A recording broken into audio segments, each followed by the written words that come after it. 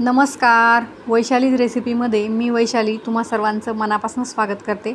आज मी तुम्हाला दाणेदार असे आणि तोंडात टाकताच विरघळणारे रव्याचे लाडू दाखवणार आहे.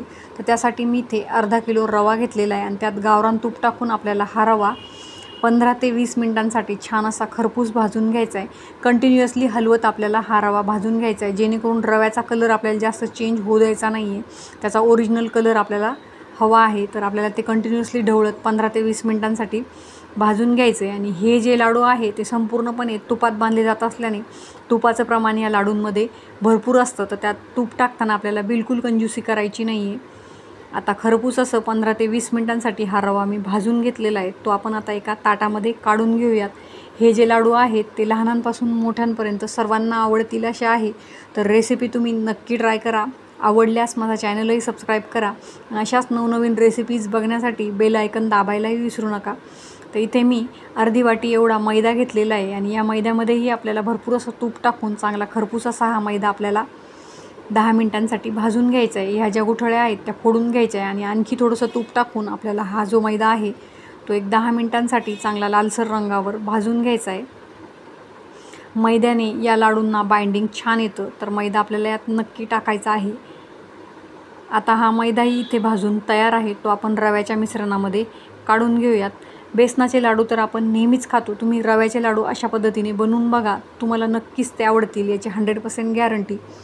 आता याच कढाईमध्ये मी 2 टेबलस्पून एवढं बेसन पीठ टाकून घेणार आहे. बेसन पिठातही आपल्याला तूप टाकून तेही खमंग भाजून घ्यायचे. एक 5 मिनिटांनंतर हे जे बेसन आहे ते भाजून तयार होतं, तर बेसनाने या लाडवांची चव आणखीनच छान लागते आणि आपल्या लाडवांचा कलरही थोडासा वेगळा येतो. तर बेसनही आपण या लाडूमध्ये नक्कीच टाकायचं आहे.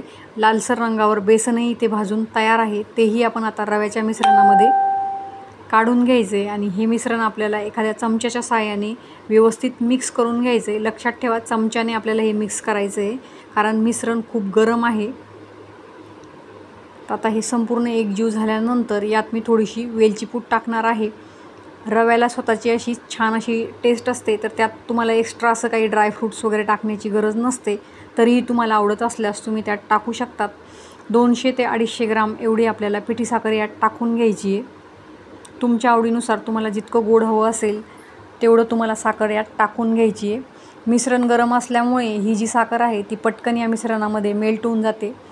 आता हे चमच्याच्या साहाय्याने आपण संपूर्ण एकजीव करूयात आणि तुमच्या आवडीनुसार तुम्ही याचे लहान मोठे असे लाडू बांधून घेऊ शकतात. लाडू अगदी झटपट असे हे बांधून तयार होतात आणि मस्त असे गोल गरगरीत इथे मी लाडू इथे वळून तयार करत आहे. तुम्ही इथे बघू शकतात, मस्त असा आपला हा दाणेदार रव्याचा लाडू बनवून तयार आहे. असेच संपूर्ण लाडू मी इथे बनवून घेणार आहे. मस्त असा टेस्टी लाडू बघा इथे बनवून तयार आहेत. असेच संपूर्ण लाडू मी इथे बनवून घेतलेले आहेत. तर तुम्ही ही रेसिपी नक्की ट्राय करा आणि आवडल्यास माझा चॅनल सबस्क्राईब करायलाही विसरू नका. आणि माझा व्हिडिओ शेवटपर्यंत बघितल्याबद्दल धन्यवाद.